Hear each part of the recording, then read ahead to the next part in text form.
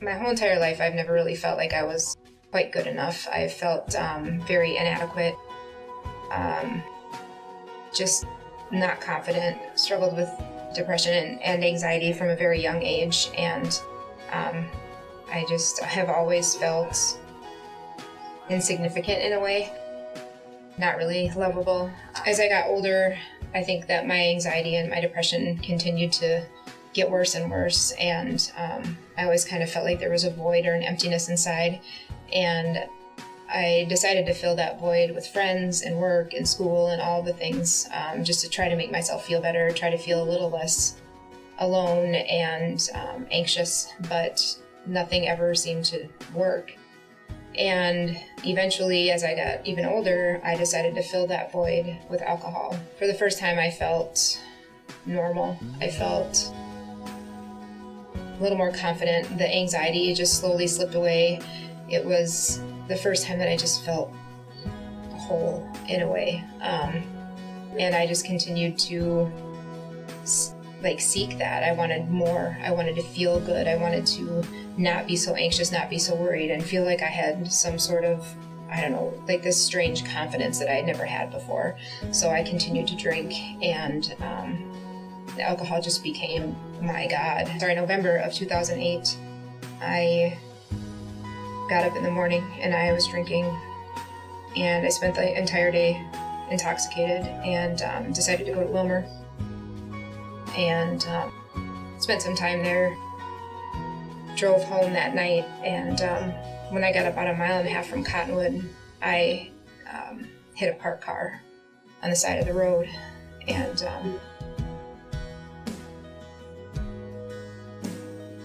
that was the worst moment of my life.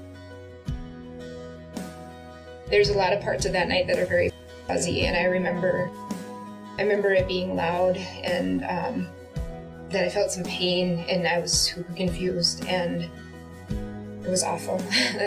I didn't really understand what happened in that moment when the EMTs arrived. I ended up going to the hospital in Marshall, and then I was transferred to Sioux Falls to have surgery because I had a ruptured spleen. And sometime later, I don't remember exactly when it was, but I found out that there were 2 people in the car that I hit on the side of the road, and that the passenger had gotten a concussion and that the driver had died.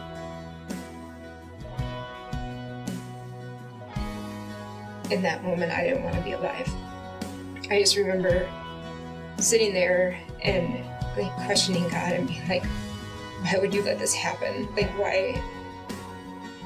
Why did this happen to me? And then I remember thinking, why didn't you take me instead of her?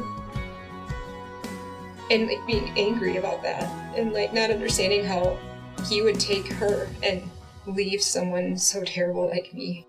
How did I get to live and she didn't? And I remember laying in the hospital bed and just being like, fine, you have to do this. I can't live this life anymore. I can't continue to hurt people, and I can't do it on my own. I had to finally just surrender, and I don't know, since that day, he took it from me. And I remember there's a part of some literature from Alcoholics Anonymous that talks about that no human power could relieve us of our alcoholism, but that God could and would if he were sought. And all I needed to do was seek him and give my life to him. And that is what I did in that moment. And I think that that's the hour that I first believed. Every time I hear Amazing Grace, I think about that, that was it. That was the time where I was okay, you have to help me. And I couldn't do it on my own. And I believed that he was real, but I didn't understand that he was there for me. And throughout the years, I have seen, as I look back, all of the times that he was faithful. And even before I wanted to be in a relationship with him, he was pursuing me.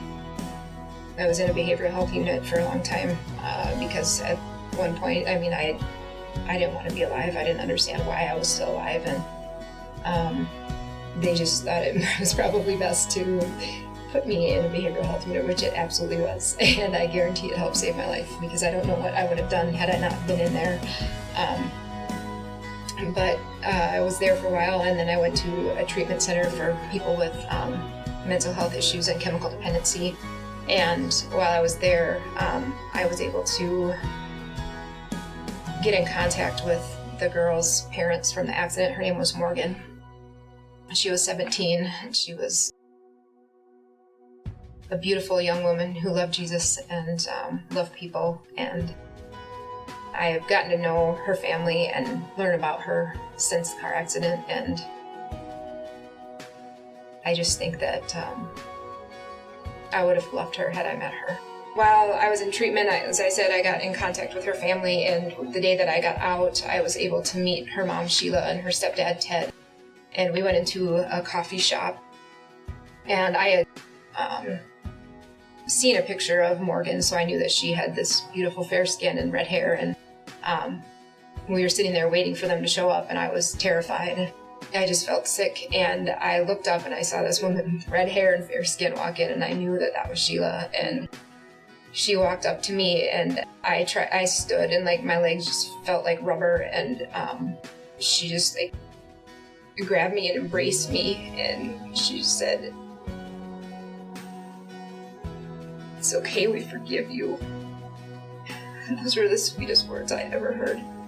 I was charged with criminal vehicular homicide and criminal vehicular injury for Morgan and Dustin, and I was sentenced to 41 months in prison.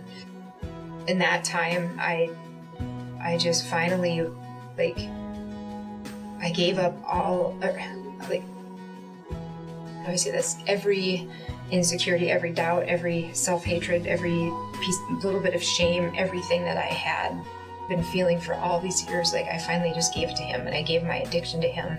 I finally just truly surrendered, and I was able to, like, put him first. And when I felt empty, I went to him. And I remember coming into Swan Lake after this happened as well, and being afraid to go to church because of who I was and what I did.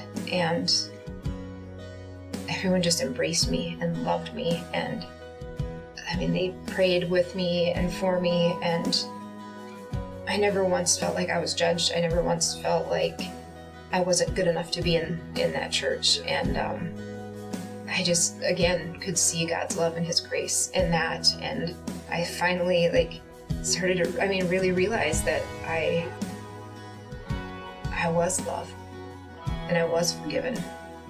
I've been sober for 11 years and walking with the Lord for 11 years, and my life has changed dramatically in so many ways. People always will say to me, "Well, how did you do it? How did you get sober? You're so amazing. You did these things," and I didn't do anything because of my actions got me into behavioral health units, got me into treatment, got me into jail, took someone's life, almost took mine. Like, that's what I did. But what He did is He took that for me. This is from Ephesians 2. It says, "But God, being rich in His mercy, because of the great love with which He has loved us, even when we were dead in our sin, made us alive with Christ. By grace I have been saved."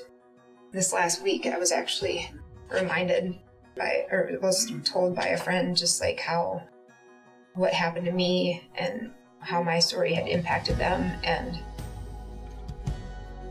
I just think it's phenomenal. And just how He's used this tragedy and this awful, sad story for good.